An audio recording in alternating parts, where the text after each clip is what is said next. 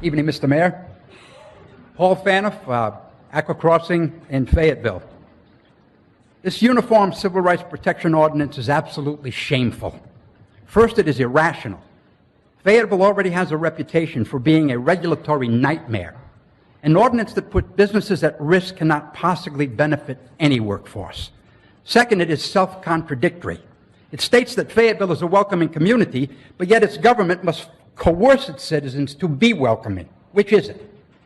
Third, it is arrogant in its disregard of state law and for the community as a whole. Fourth, it is blatantly deceptive.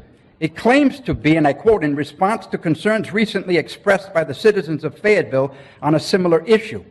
December 9th was not a response. It was a special election and a defeat and repeal of an identical issue.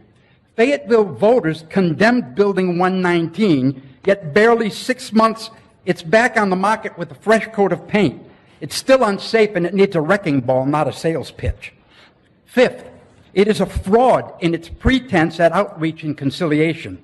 There was no outreach to people who opposed 119 because of conscience or because of its harmful unintended consequences. Sixth, it is divisive. The city attorney's advisory letter to the city council makes clear that lawsuits are a virtual certainty if this ordinance is passed. It is not kumbaya, and everybody knows it. Seventh, it is authoritarian. It exposes an agenda-driven fixation by some on the city council. Our public servants are not our masters, and marketing pretexts and good intentions will never trump natural law, state law, or the constitutions of this state or the nation. Eighth, it is perverse in its abuse of language. Authoritarian rule is not marketing. Threats, fines, and incarceration are not persuasion. They are coercion, force, and violence. Ninth, it presumes the faith community is stupid.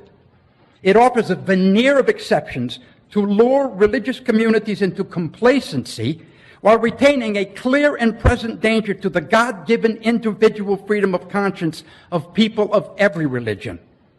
10th, it is an irresponsible assault on long-standing traditions that virtually invites civil disobedience, because this is not about discrimination.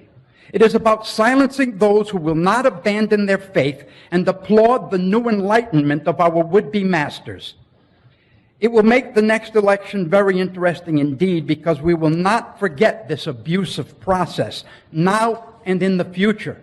And the fact that we couldn't even get a second on something as simple as that we will not put people in jail like animals because of this is proof of that.